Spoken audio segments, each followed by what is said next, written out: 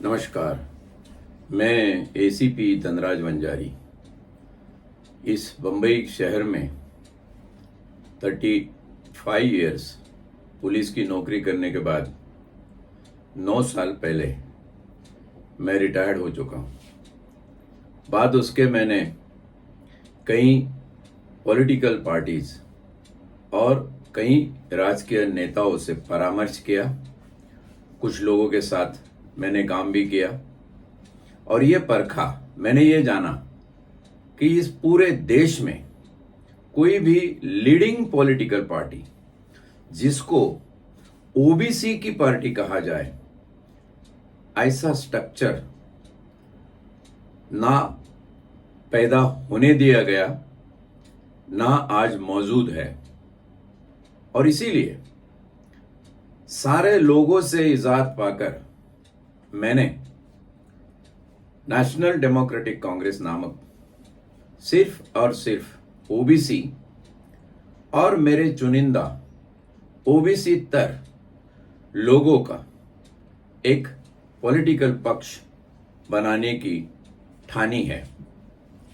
सारी प्रक्रिया अपने हिसाब से जारी है, मगर फिर भी ये सब कुछ करते हुए एक अहम ख्याल मेरे दिल में आते रहता है कि हम ओबीसी कौन है। ओबीसी जब से ये देश स्वतंत्र हुआ, आजादी के बाद हम लोग अभी तक 70-75 साल में आइडेंटिटी क्राइसिस, अपने आप की पहचान बनाने के उद्देश्य से ढूंढ रहे हैं कि ये ओबीसी आया कहां से और ये वास्तव में है कौन, जो आज भारत की जनसंख्या का लगभग 78% हिस्सा है।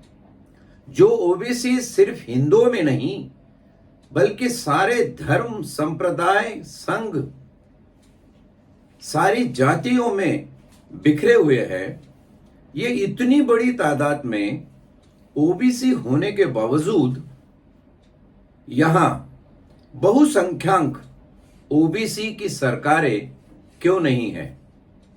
कोई ट्यूटोरियल हेड बना के किसी ओबीसी फैक्शन के आदमी को उठाकर ले आए और सरकार का मुखिया बना दे, इसका मतलब ये नहीं हुआ कि वो ओबीसी का मसीहा है।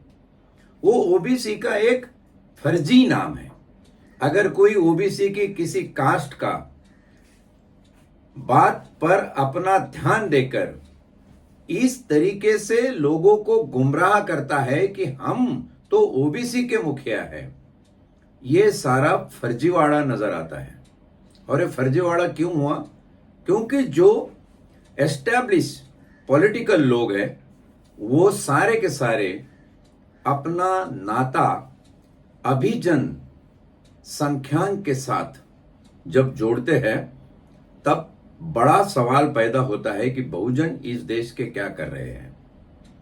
और हालांकि जो सिचुएशन, जिन हालातों से ये सबसे बड़ी संख्या बहुसंख्य लोग, बहुजन इस देश के गुजर रहे हैं, ये देखो तो पता चलता है कि अब तक के आजादी के बाद ही नहीं बल्कि काफी शुरू से ओबीसी समाज को जैसे थे कंडीशन में रखा गया।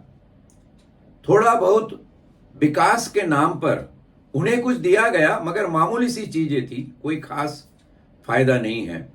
आज तो जो फायदा हमने तुमको दिया है वो बहुत हो गया, इसके बाद कुछ नहीं मिलेगा कहकर उनका आरक्षण, उनकी सहूलतें कम करने की कई प्लानिंग हर जगह पे दिखती है।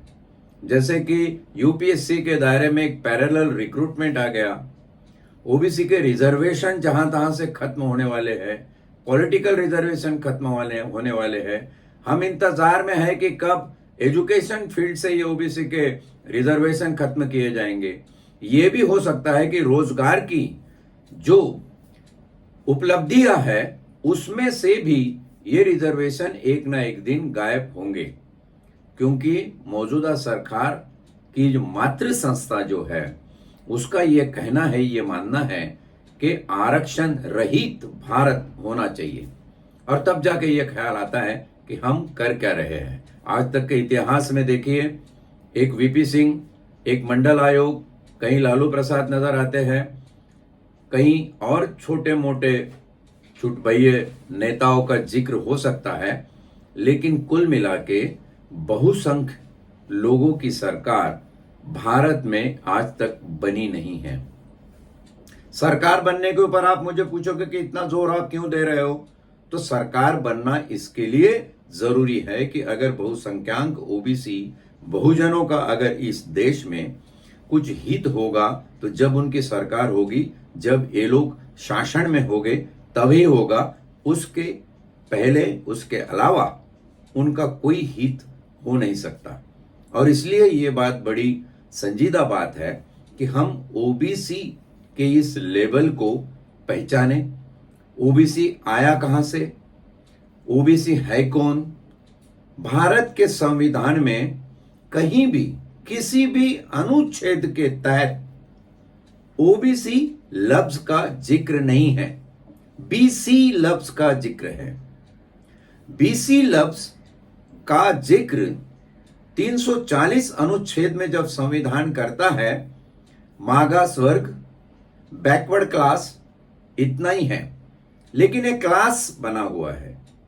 बैकवर्ड क्लास को अनुसूचित जाति या अनुसूचित जनजाति बोल के किधर भी लिखा नहीं है। अनुसूचित जाति, अनुसूचित जनजाति, जहां एससी और एसटी भाइयों का जिक्र होता है, उनकी भी हालत और ज्यादा बदतर थी, आज थोड़ी ठीक होगी। इसका मतलब वो पूरी तरह इस अभिजनों के चंगुल से निकले हुए हैं, ऐसा नहीं है। इस देश में सोशल इक्वालिटी जहां मौजूद नहीं है और उसके ऊपर हम पॉलिटिकल इक्वालिटी की बात जब करते हैं तो एक ढकोसलापन, एक ढोंग, जिसे हम दांभिकता कहे, ये हम अपने आप से कर लेते हैं। और कोई और तुम्हें बेवकूफ बनाए, बात समझ में आती है, लेकिन तुम खुद ही खुद को बेवकूफ बना रहे हो, सालों से बना रहे हो। नस्ल दर नस्ल, पीढ़ी दर पीढ़ी यह बेवकूफी का सफर चल रहा है। तो इसमें से हमारा आगे क्या होने वाला है? नतीजा वही है, आगे वही होगा जो अभिजन चाहते हैं, आरक्षण मुक्त भारत। एक सवाल मेरे दिल में आता है, मैं जब संविधान का पारायण शुरू किया, लगभग 150 पारायण के हिस्से हो चुके हैं, मेरे एक बात समझ में आई कि मागास वर्ग जाति या मागास वर्ग जनजाति, ये नाम संविधान में क्यों नहीं है? अनुसूचित जाति, अनुसूचित जनजाति है, लेकिन मागास वर्ग की जाति और मागास वर्ग की जनजाति ये संविधान में न होने के कारण कानूनन, संवैधानिक तौर पर डंके की चोट पर सरकार सुप्रीम कोर्ट में लिखती है कि ओबीसी की जनगणना, कास्ट वाइज, जात निहाय जनगणना हो नहीं सकती। और वो सही है। जब तक तब्दीली हम हमारी संविधान में इसके तहत मागास वर्ग जाति, मागास वर्ग जनजाति ये शब्दों को लाकर नहीं करेंगे, जनगणना नहीं होगी, दिखती बात है। और बावजूद इस तथ्यों को समझने के जो जो लीडर आज बातें कर रहे हैं, वो खुद को फंसा रहे हैं, खुद को बेवकूफ बना रहे हैं और औरों की भी मूर्खता को बढ़ा रहे हैं।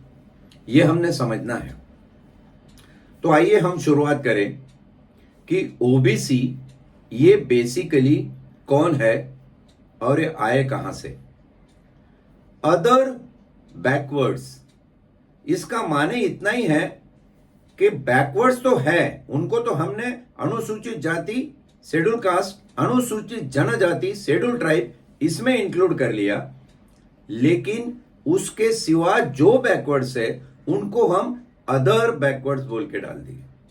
लेकिन घटनाकार को, डॉक्टर बाबा साहब आम्बेडकर को शायद ये पता था कि अदर्स की तादाद इतनी ज्यादा है, ये बहुसंख्य है, इसके लिए अदर बैकवर्ड क्लास का जो अनुच्छेद है 340वां, वो 341 और 342 से पहले ले आए। उसके बाद में SC ST आया। तो सीक्वेंस में अगर हमने उच्चारण करना है तो OBC SC ST भाइयों का होना चाहिए। मैं जब OBC की बात करता हूं तो ये मत भूलिए कि मेरे जहन में अल्पसंख्यक लोग नहीं हैं। OBC की जब बात करता हूं तो ये OBC सिर्फ हिंदुओं में नहीं, क्रिश्चियनों में, मुसलमानों में, सिखों में, जैनों में, यहां तक के कुछ ब्राह्मण जातियों में भी OBC शामिल है। दैवज्ञ ब्राह्मण नाम की जो जाति है उसके अंदर भी OBC का जिक्र है, या OBC के लेवल में इन लोग का भी जिक्र है। कई मेरे जानने पहचानने वाले लोग हैं जो कहने के लिए तो ये दैवज्ञ लेके चलते हैं, लेकिन उनके बच्चे वो OBC का सर्टिफिकेट लेकर एजुकेशन और बाकी रोजगारों की सूची में अपना नाम दायर कर लेते हैं। यहां तक ये बात है, जहां OBC ये बहुसंख्यांक है भारत में, तो इतने बहुसंख्यांक OBC कौन है? इस OBC का मानसिक गठन किस तरह हुआ?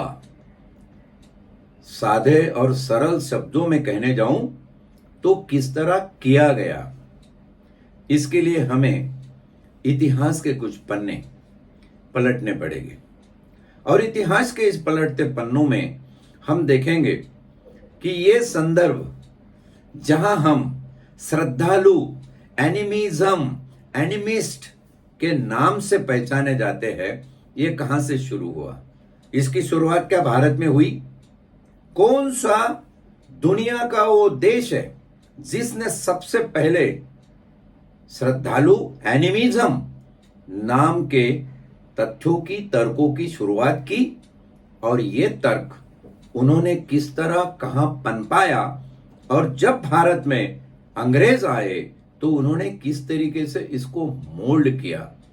आज के मेरे OBC भाई बहन अगर ये मेरी बात सुन रहे हैं तो ये बड़ा ही रोचक होगा, और इसलिए मैंने ये एक YouTube चैनल, एक सीरियल शुरू करने की ठानी है जो कहता है बोल OBC बोल।